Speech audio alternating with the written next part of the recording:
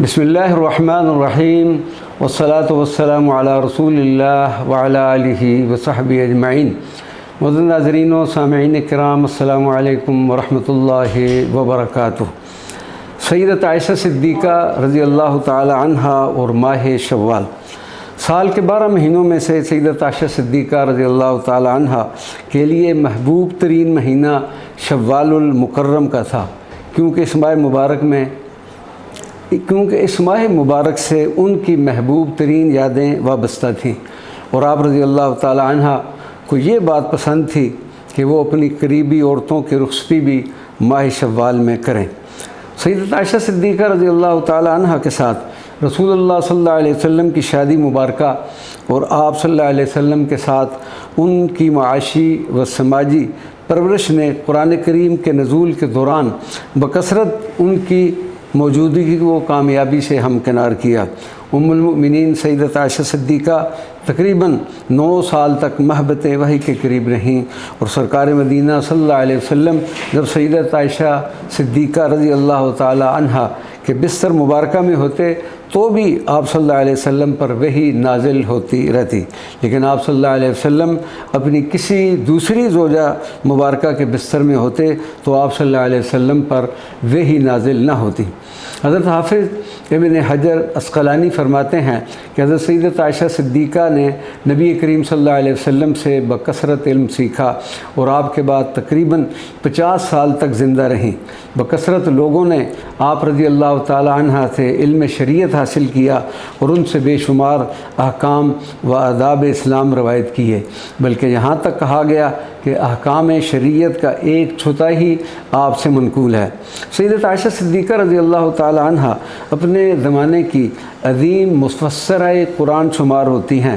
آپ خود فرماتی ہیں کہ بے شک نبی صلی اللہ علیہ وسلم پر جب قرآن پاک کا نزول ہوتا تھا تو میں اس وقت چھوٹی تھی، اسی وقت میں نے یہ آیت سنی تھی، بل الساعۃ موعدہم والساعۃ ادھیٰ وامر، بلکہ قیامت ان کے وعدے کا وقت ہے، اور قیامت زیادہ بڑی مصیبت اور زیادہ کڑوی ہے۔ قرآن پاک کی آیات کی اہمیت و مطالب پر سیدت عائشہ صدیقہ نے سب سے زیادہ باریک بینی سے چھان بین کی اور قرآن و سنت کے ہم آہنگ اصولوں کی بنیاد فراہم کی، جس کی وجہ سے سیدت عائشہ صدیقہ کو محدثین کی صف اول میں شمار کیا جاتا ہے۔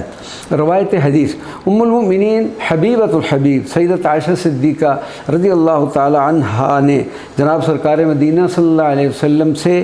2210 احادیث روایت کی۔ حضرت امام ذہبی فرماتے ہیں کہ مجھے نبی کریم صلی اللہ علیہ وسلم کی امت میں ہی نہیں بلکہ تمام عورتوں میں سیدت عائشہ صدیقہ سب سے بڑی عالمہ دکھائی دیتی ہیں۔ ام المؤمنین سیدت عائشہ صدیقہ کی سخت نقاد امریکن مستشرقہ نابیہ ایبٹ بھی سیدت صدیقہ کو دانشگاہ مدینہ کے چوٹی کے محدثین میں حضرت ابو ہریرہ، حضرت ابن عمر اور حضرت ابن عباس کے ہم پلہ قرار دیتی ہیں، اور نابیہ ایبٹ یہ بھی اعتراف کرتی ہیں کہ سیدت عائشہ صدیقہ انتہائی قابل رشک یاداشت اور حافظہ کی مالک تھی، جنہیں 2 یا 3 ہزار کے قریب احادیث رسول صلی اللہ علیہ وسلم زبانی یاد تھی۔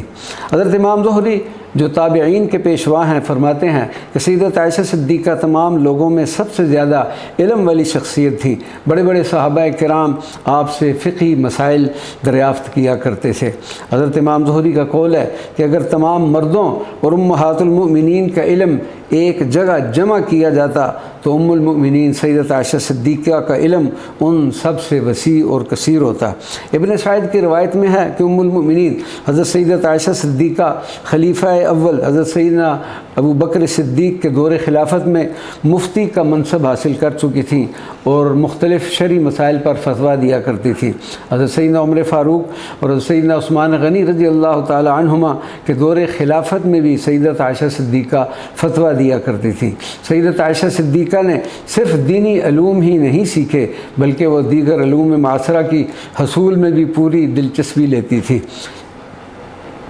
حافظ ابن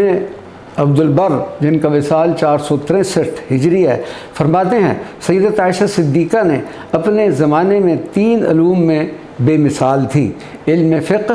علم طب اور علم شعر۔ اللہ تبارک و تعالی ہمیں اس ام المؤمنین زوجۃ الرسول صلی اللہ علیہ وسلم سیدۃ عائشہ صدیقہ رضی اللہ تعالی عنہا کی برکت نصیب فرمائے۔ وما علینا الا البلاغ المبین۔